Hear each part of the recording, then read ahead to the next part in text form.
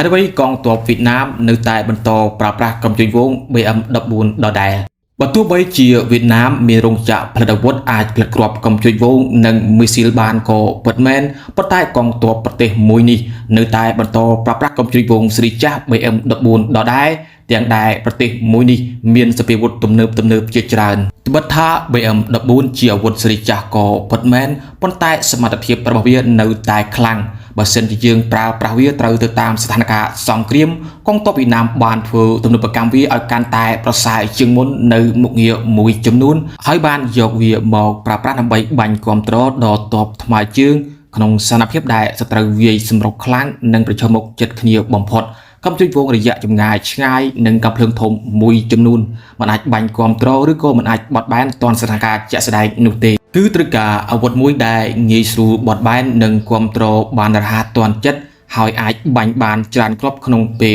តែមួយជៀសវាងចំណាយលុយច្រើនក្នុងការទិញអាវុធស៊េរីថ្មី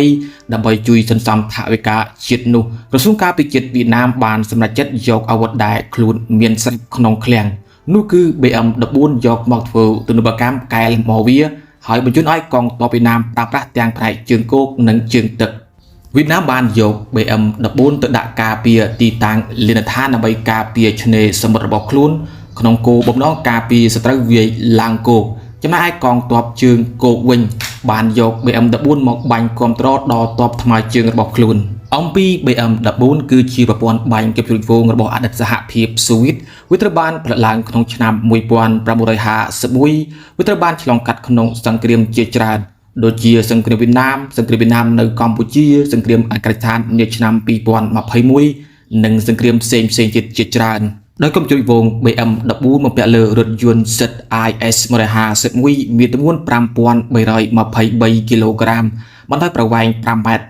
កម្ពស់ 2.24 ម៉ែត្រប្រើប្រាស់កង់ 4x4 អាចរត់ក្នុងល្បឿន 65 គីឡូម៉ែត្រក្នុង1ម៉ោងរត់បានចម្ងាយ 550 គីឡូម៉ែត្របំពេញទៅដោយបំពង់សម្រាប់បាញ់គ្រាប់រ៉ុកកែត BM14 ចំនួន 18 កណ្ដុងប្រើប្រាស់គ្រាប់ប្រភេទ 140 មីលីម៉ែត្របាញ់បានចម្ងាយ 9 គីឡូម៉ែត្រចុច 8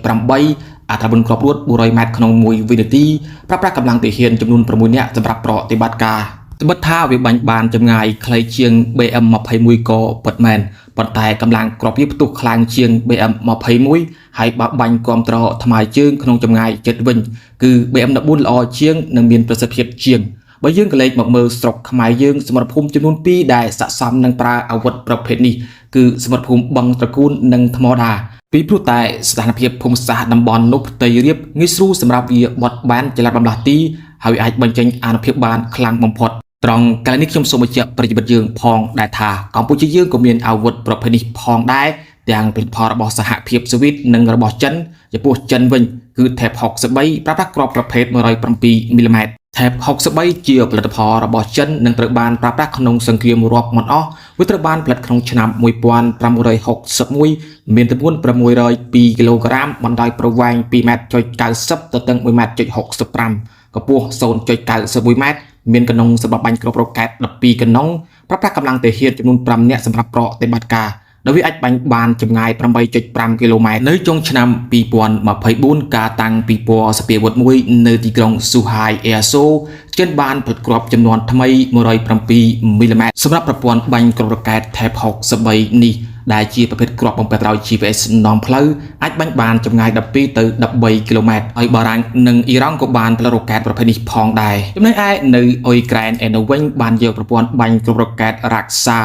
12ដែលក្រូអាតផ្ដល់ឲ្យទៅធ្វើការអាប់ក្រេតបំពាក់លើរថយន្តយោធាដើម្បីប្រយុទ្ធនឹងកងទ័ពរុស្ស៊ី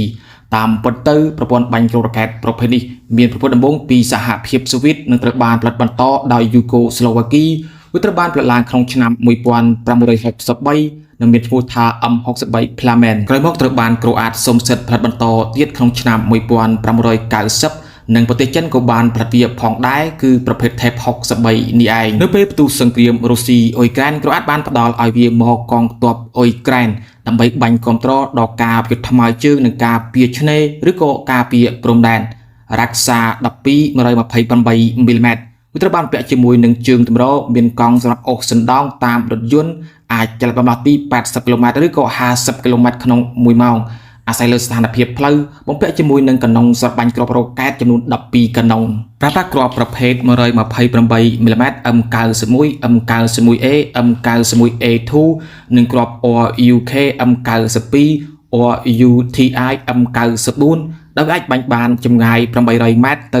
8.5 km ប៉ុន្តែសម្រាប់គ្រាប់ M94 វិញបាញ់បានចម្ងាយ 13 km ដោយប្រើប្រាស់ពេលត្រឹមតែ1នាទីចុច30វិនាទីប៉ុណ្ណោះដើម្បីបើកការវាយប្រហារទៅកាន់គោលដៅនិងប្រើពេលត្រឹមតែ1នាទីដើម្បីបរចល័តបម្លាទីដោយប្រើប្រាស់កម្លាំងទាហានចំនួន5នាក់សម្រាប់ប្រតិបត្តិការនិងមាន telescope សម្រាប់ឆ្លុះមើលគោលដៅថ្មីនេះពេលកានបានយកវាមកបំពាក់លើរថយន្តយោធាប្រភេទM998 HMMWV